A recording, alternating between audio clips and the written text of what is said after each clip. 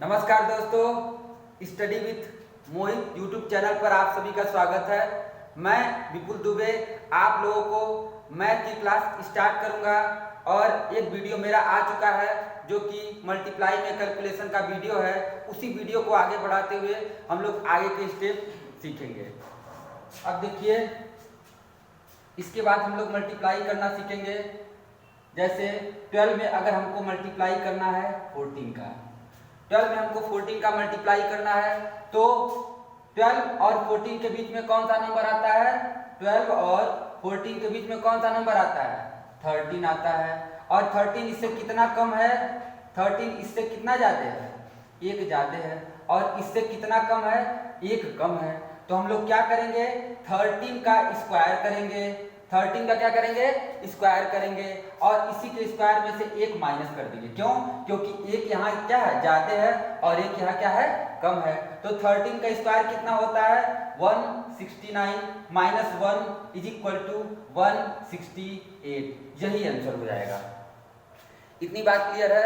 अब ध्यान से समझिएगा बात को। अब आपको अगर 13 का स्क्वायर ही नहीं पता है तो आपको इसके लिए आपको स्क्वायर याद करना पड़ेगा और कोई इसका उपाय नहीं है। इतना तो आपको कम से कम, अगर आप एसएससी की तैयारी करते हैं तो कम से कम आपको 30 तक का स्क्वायर याद ही होना चाहिए। किसी हाल में 30 तक स्क्वायर याद होना चाहिए और 20 तक के संख्याओं का क्यूब, मिनिमम 20 तक के संख्याओं का क्यूब भी आपको याद होने चाहिए। और अगर याद नहीं है तो याद कर लीजिए। अगर आपको कैलकुलेशन अपनी तेज करना है तो ये आपको करना ही करना पड़ेगा। फिर एक स्टेप और देखते हैं हम लोग, एक बार और इस चीज को हम लोग रिपीट करते हैं।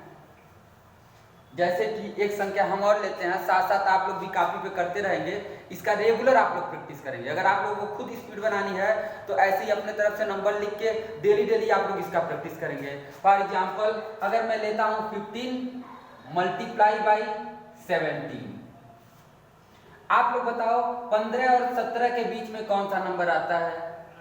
आप बोलोगे 16 आता है। क्यों? 15 से 1 ज्यादा है और 17 से 1 क्या है? कम है। अब देखो, अब 16 का हम लोग क्या करेंगे? स्क्वायर करेंगे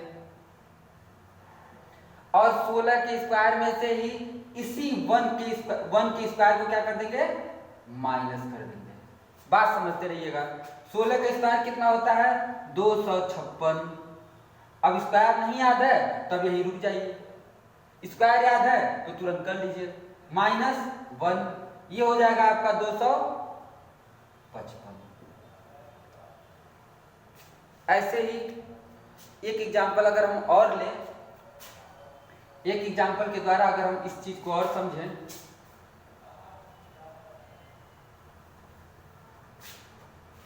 तो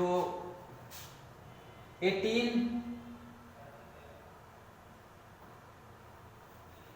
21 मल्टीप्लाई बाई 23। अब देखिए, ये 21 है, ये 23 है। 21 में हम 23 का मल्टीप्लाई कर रहे हैं। अब बीच का नंबर क्या होगा? आप बताओ, बीच का नंबर क्या होगा? 21 के बाद 22, बीच का नंबर हो गया 22। कितना ज्यादा? 1 ज्यादा। कितना कम? 1 कम। अब क्या करेंगे? इसी बीच वाले 22 का स्क्वायर करेंगे।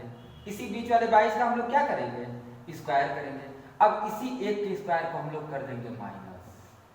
अब 22 का स्क्वायर क्या होता है? नहीं पता तो अब नहीं कर पाएंगे। स्क्वायर तो याद ही करना पड़ेगा। 22 का स्क्वायर होता है 484 माइनस 1, अभी हो जाएगा 483। इतनी बात क्लियर है? अब आगे हम लोग करें। अगर आप लोगों को बात समझ में आ रही है प्रॉपर और वीडियो अच्छा लग रहा है तो कमेंट जरूर करें, लाइक करें ना करें। आपको पसंद आए तो लाइक करें, ना पसंद आए तो लाइक मत करें। आगे अगर अगला हम लोग देखें तो अगला मल्टीप्लाई हम लोग करते हैं 26 मल्टीप्लाई बाई 28। 26 multiply by 28। तो देखिए 26 और 28 के बीच में कौन सा नंबर आता है? तो आप बोलेंगे सर जी 27 आता है। मैं बोलूंगा 26 से कितना ज्यादा? आप बोलेंगे 1 ज्यादा। मैं बोलूंगा 28 से कितना कम? आप बोलेंगे 1 कम।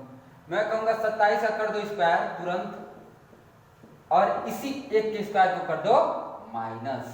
27 का स्क्वायर क्या होता है? आप बोलेंगे सर जी 729 होता है। मैं कहूंगा 1 माइनस कर दो अब आप कहेंगे कितना हो गया 728।